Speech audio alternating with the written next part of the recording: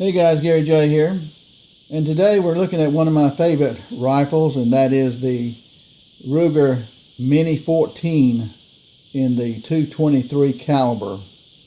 Now, the Mini-14 is a lightweight rifle, semi-automatic, and is manufactured by Stern Ruger and Company. It's been used by the military personnel, law enforcement personnel, and civilians. This is a great round, the .223, the same round you find in the AR-15. It is made in a number of variants also, including the ranch rifle, the Mini-14 GB, and the Mini-30, which is chambered in the 7.62 times 39 millimeter. Got iron sights, peep sight in the rear. The length is 37¼ inches. Effective range of this rifle is about 200 yards. I know people that shoot silhouette at 300 and 400 yards. It's gas operated and just a fantastic rifle all around. A lot of people use it as a ranch rifle. When you look at the action on this rifle, you may say, well, that reminds you of the M1 Garand or maybe M14, and it's very similar because Bill Ruger wanted to design a rifle with that similar action. Mini-14 is a fixed gas piston system. It's based on the M1 Garand, and it's cleaner and more efficient than the direct impingement action typically used on the AR-15 platform. This feature leads to a cleaner running rifle with less fouling and jamming in the Mini-14 than the AR-15. A lot of times you see AR-15s, you see videos, people shooting on the range and they hang up now and then and so forth. I've never had a problem with the Mini-14 hanging up. And so this is basically how this rifle will come, like this, except it'll have a regular butt plate on the end. That's a aftermarket butt plate that I have. It's rubberized. The .223 does not kick very hard at all, so I mean you don't really need anything on it much. So I have a Thompson Contender pistol that shoots a .223 with a muzzle brake on it and compensator. It's incredible that I can shoot that with one hand all day long. The muzzle brake helps a lot.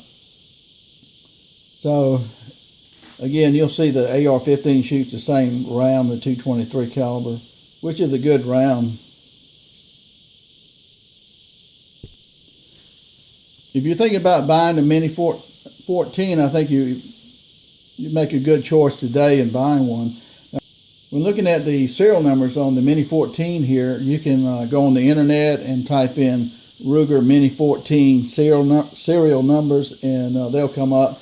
And they'll give you an idea when your Mini-14 was made. The serial numbers on this one indicate that this one was made in 1985. Now they would make some changes with the Mini-14 in the years following. In 2003, Ruger beefed up the barrel on these Mini-14s to give it better accuracy. The ones before 2003 have what we see here, kind of a pencil type neck on the barrel. And one of the problems that plagued the Mini-14 was that its inaccuracy with a 3 to 5 inch group at 100 yards. And so that was not very good. And so I would say that part of it's the shooter also. I've seen a lot of these rifles shoot in a 2-inch group fairly consistently. So sometimes it's the shooter and it's the ammo and other factors there too. But so it was in 2003 that Ruger beefed up the barrel, make it a little bit stiffer so it wouldn't warp. The problem with the earlier barrels was that they overheat and they warp a little bit. When people put a lot of rounds through them, got them really hot.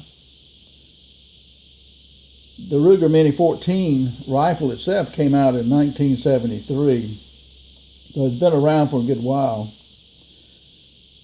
And then in 2007, the Mini-14 came out in a target rifle version, and it had what's called a harmonic tuner on the end, which is a rotating device on the end of the barrel that you could rotate to affect the oscillation of the barrel and help it to shoot more accurately. And it came with a 22-inch barrel, which was a really long barrel for the Mini-14. And so I think that overall you're going to find the Mini-14 is really lightweight. It's a lot of fun to shoot.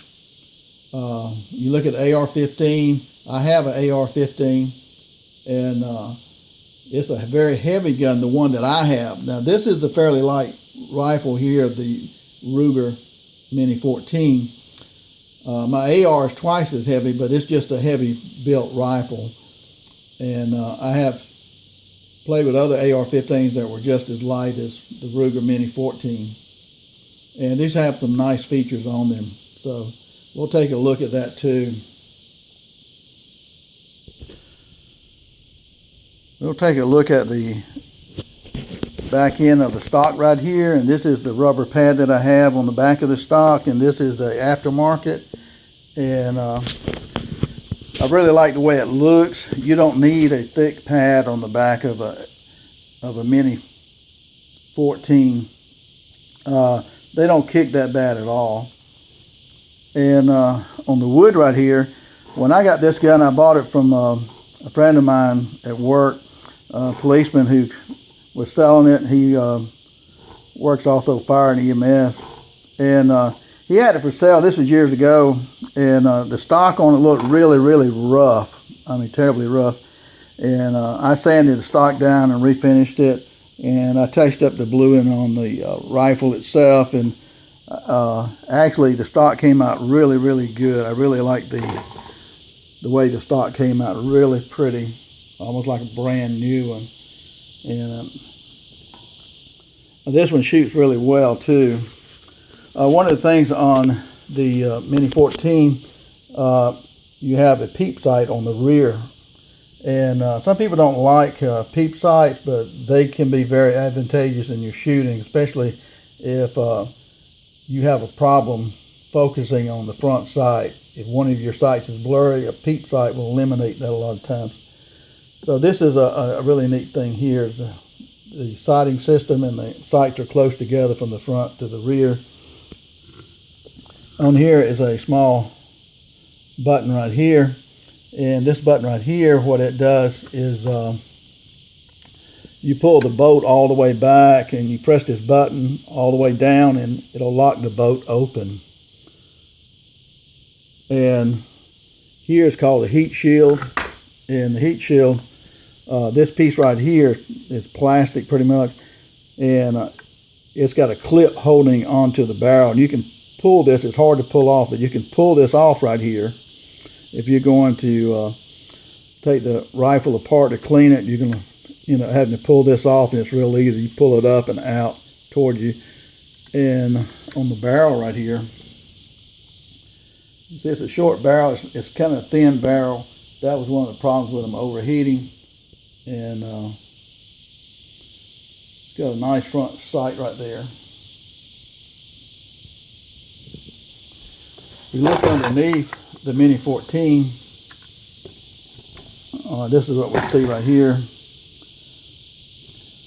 And of course your magazines go in here. And what I have right here are 4 30-round magazines. And these are some very nice 223 cartridges here for hunting with a ballistic tip. You don't have to buy the real expensive ones. You can shoot cheap ammo in here and it'll still work. And these are 20-round clips. 20-round magazines. So we have 4 30-round magazines and 2 20-round magazines. And somewhere I have 5-round magazine. if you're hunting in Georgia, you have to have a 5-round magazine to use the Ruger Mini-14.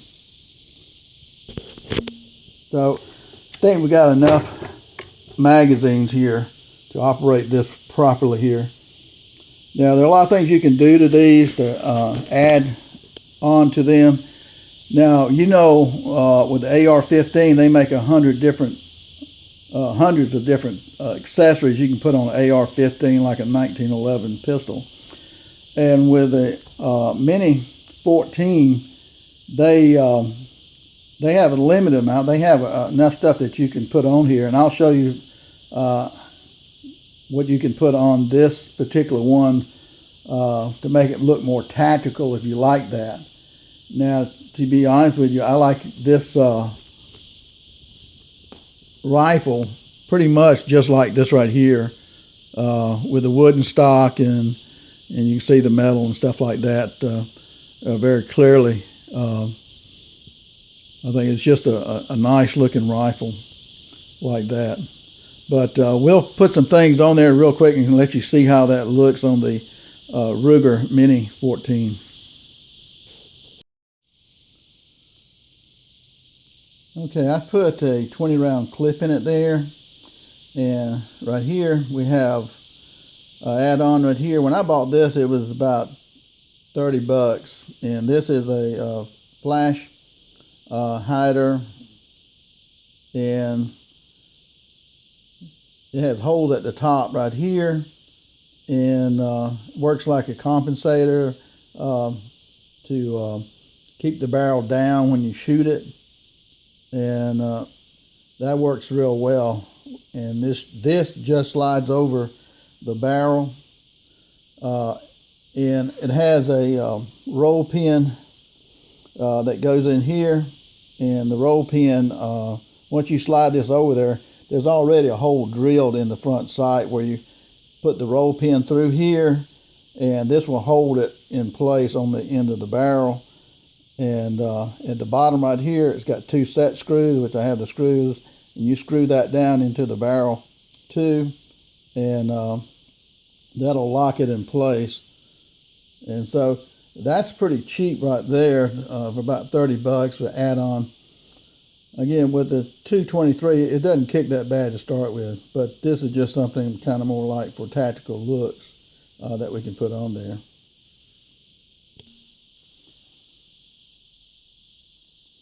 Okay, guys, we've added a few things to the Mini-14.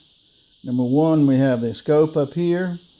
It's kind of a hologram type scope with lighted reticle, and 30-round magazine, a bipod on the front, and a flash hider slash compensator on the end of the barrel there. And say it looks more tactical now that way. So this is just some of the things that you can do to the Mini-14. We'll look at this a little bit closer. You can see the scope here, and the bipod here only has 2 Allen bolts here holding this on right here, and of course it swivels and it's adjustable on the legs. And then our flash hider right here extends it out a little bit, gives it a little bit more weight. And on these rifles here, in case you don't know, you look at the trigger right here, and this right here is the safety. You just push this in, and so the trigger will not pull when you get it's unloaded. I've already checked that. But when you get ready to shoot, you just push that forward, and then you can pull the trigger. Otherwise, you would have it in like that. Okay, one of the great things about the Mini-14 is the ability to take it apart and clean it pretty quickly. And the way that you do that, the first thing that you want to do, if you're going to take this rifle apart to clean it, disassemble it, number one, you're going to have to pull this heat plate off. Now this heat plate, you can take a screwdriver, or if you're strong enough, you can pull on this right here really hard. You pull it up and then toward you. Pull it up and toward you, because part of it goes underneath this shroud right here. So you pull it up and then toward you. Carefully take this off right here. After you take that off, that's probably the hardest part, is taking that off right there. But once you do it a couple of times, it's really easy. Then you look at the trigger guard here. You see there's a hole right here in the trigger guard. Take a screwdriver, stick in here, and just pull up on it. And what you're going to be doing is pulling this part right here, and this right here is going to come loose from the trigger system, and it'll be sticking up about a ½ inch from the wood right here. So this piece right here is made to cock open about a ½ inch. When you do that, you can pull the whole trigger assembly out. So again, screwdriver in here, pull it down. This comes out about so far, and then the whole system can be pulled out easily. And then that disengages this from the barrel, and the barrel pulls right off. Okay, so that's all you do. One, take the heat shield off. Two, pull this down. Sometimes I use paracord, if depending on what kind of stock it's on. Pull this down, and then the barrel comes right off. And then you can get to the gas operated system up here and clean that out. So it's really simple the way that works in taking this apart. And if we want to make it look a little bit more tactical, we can do that too. We can put a different stock on it. I like the wood stock most of all, but it's real quick to do.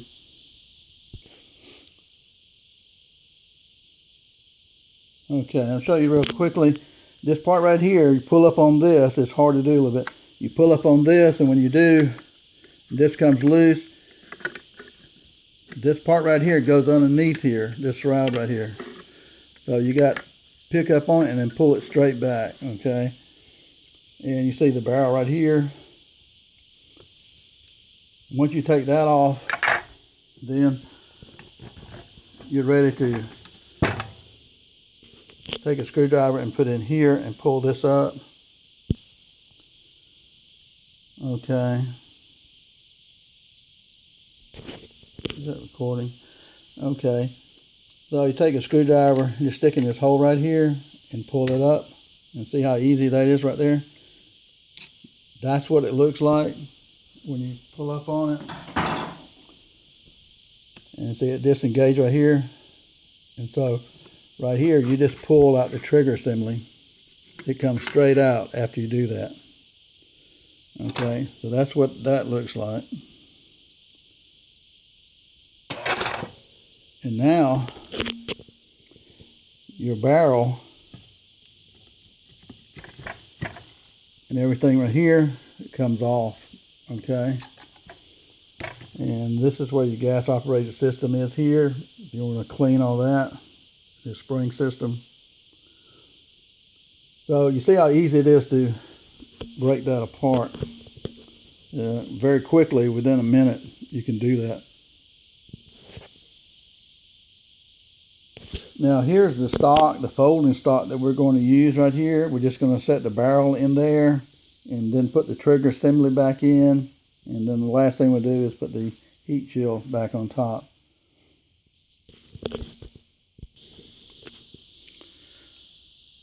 Okay, we just dropped the barrel in the synthetic stock. And we take a trigger assembly here. Now there's a trick to the trigger assembly. Let's see how well you can see this. This little groove right here where my thumbnail is has to slide into a slot. If it doesn't slide into that slot, it's not going to work. Now there's one other thing too, let me mention. On your wooden stock right here, you have this metal piece right here. You see the metal part right there. That metal piece right here is the shroud surrounding your magazine, and so that comes out. It's real easy just to tap that out, and it's got a screw on each side right here that holds that metal shroud in there that surrounds your magazine. And so you take that out too, and you put that inside here and put the screws in here, and that holds it in place. And then you're going to take your trigger assembly and place in here, and your trigger assembly is just going to slide right all the way in.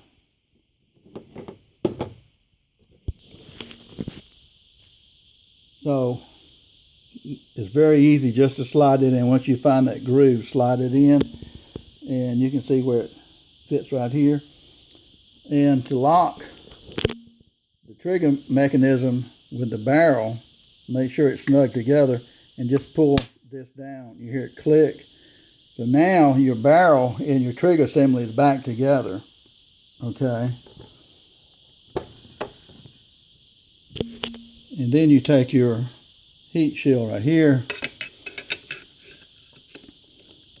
and carefully fit it into that kind of little shroud there.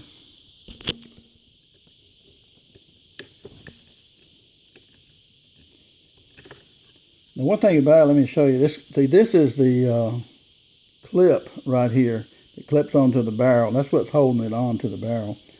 And so this just goes in here like this.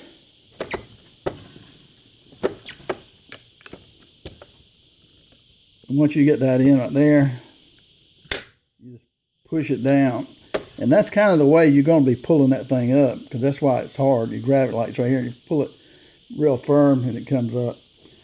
So now you've got your folding stock on here.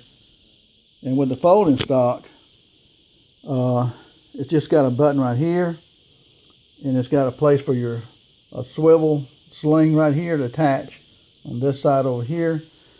But you just press this button right here. Now this button is a little firm, which it should be.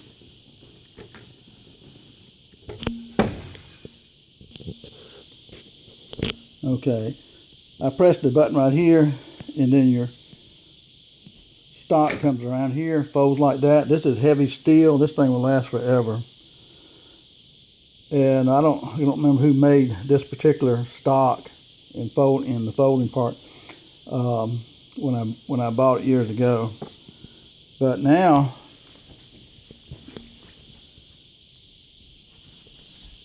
you begin to see that it has that tactical look to it now. So we got a folding stock, synthetic stock on there with the folding stock itself, and scope, bipod, and a flash suppressor.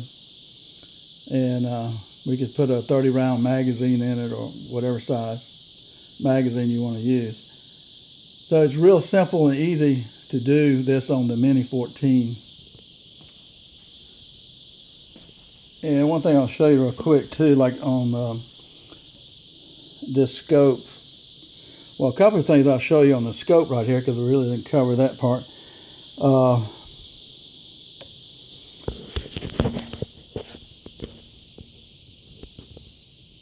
Maybe you'll see the dot there in the middle, the red dot.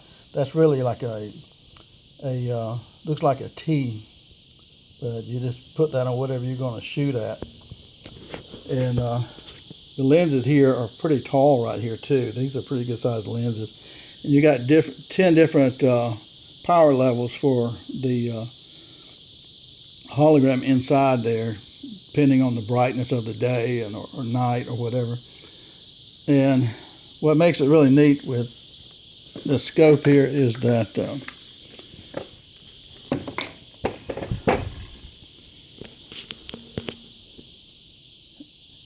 the way that you put the scope on here, you have to have a special scope mount for this Mini-14. And this is it right here. And this right here, you just unscrew this right here.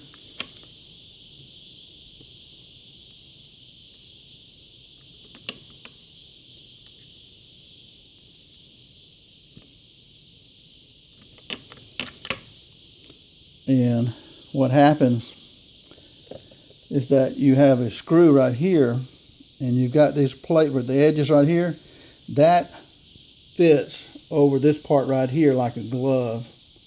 And that screw goes in here, and so you're just winding that up to tighten this. And this track right here goes into the grooves right here, so that holds the scope from moving. And whether you can tell or not, what it does, it puts the scope dead center over the barrel.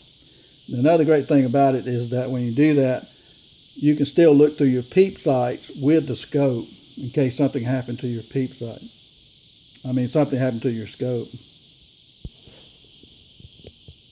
So it only takes 30 seconds to pull this scope off and put it back on. So that's not bad at all. And it's pretty close to zero when you put it back on because of those grooves there. And I was trying to think anything else to show you about this.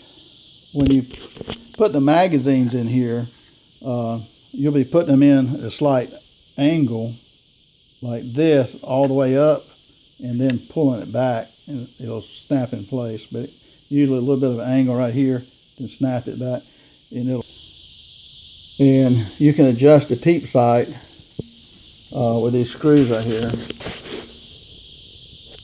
and from right to left. And it has a notch screw right here. You see right here, it's got this right here is a spring-fed pin right here, so that when you push this in and turn it to the right or left to calibrate, you know, whether you need to shoot right or left. And up here on top, you have the same system right here too. And with this right here, you turn this right here, and it's got a pin in it too. And you say, well, how do you do that?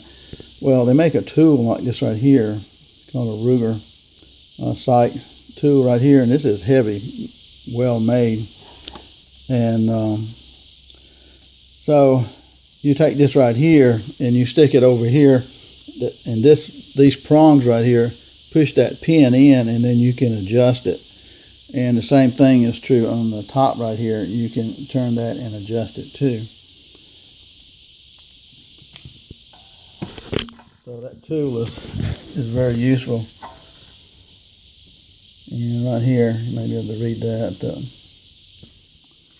If you have one of these, I would say, you know, it'd be nice to have one of these tools right here too for your adjustment on your wind adjustments and elevation adjustment. And right here we have the Ruger locking system right here. And this one has keys in it right here too, so you can lock your breech and stuff like that. And this is the Ruger Mini-14 Ranch Rifle instruction manual. And so that's pretty much that on what, you know, the things that you need for the Mini-14. You don't have to have that particular tool right there, but it's going to make it a lot easier when you're sighting these in. So you've got a rifle now that you've converted to more or less like a tactical rifle here, and you can hold this like a, you know, like a smaller gun without using the stock part of it to your shoulder or anything like that, kind of like a Uzi or something like that. These I think can shoot 700 plus rounds a minute if you had the ammo for them. So they work really well. Okay, well, you see how it is with the stock folded out, and looks more like a tactical weapon now. And that's the 30 round magazine in it. So this is just some of the things that you can do to it, and hook your sling up. Again, it's got a place for your sling up here at the corner of the stock here on the metal. Okay guys, that's about all I can tell you about the Mini-14 right now. Take care. Have a great day. Gary J.